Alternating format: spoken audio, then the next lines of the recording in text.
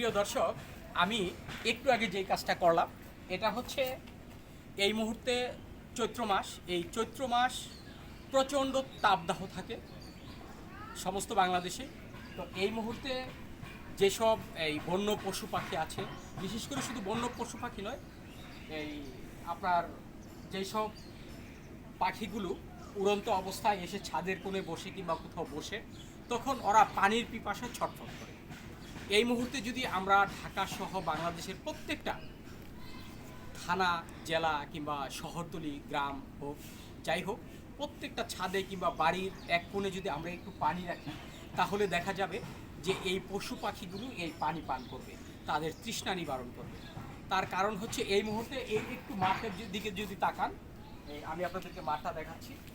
এই যে দেখেন, এই মুহূর্তে ধান পাকার সময় হয়েছে, কিন্তু কোথাও পানি নেই, কোথাও পানি নেই। এই যে এই সময়টাতে এসে পশু পাখিরা অত্যন্ত ক্লান্ত অনুভব করে এবং তৃষ্ণার্ত অনুভব করে। এই তৃষ্ণার্ত থাকা অবস্থায় এই পশু পাখিগুলো আসলে এই পানির জন্য ছটফট করে, কোথাও যেয়ে পানি পায় না।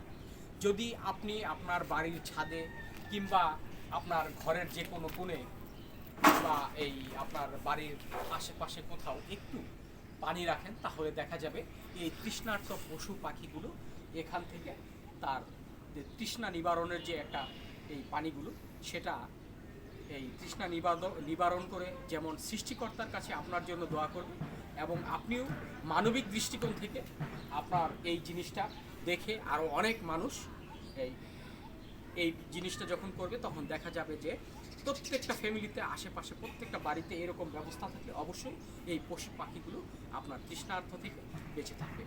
ধন্যবাদ সবাইকে। আপনিও আপনার প্রতিবেশী কিংবা আপনার পাশাপাশি সবাইকে আপনি এই বুদ্ধিটা দিবেন, যাতে তারা ছাদের কোণে কিংবা বাড়ির আশেপাশে কোথাও পানি রাখে, যাতে এই এই বৃষ্টিহীন শহরে যাতে এই পশু পাখিগুলো তৃষ্ণা নিবারণ করতে পারে। এই প্রত্যাশায় আমি সকলকে আহ্বান জানাচ্ছি, আমরা সবাই যেন এই কাজটি করি। ধন্যবাদ সবাই।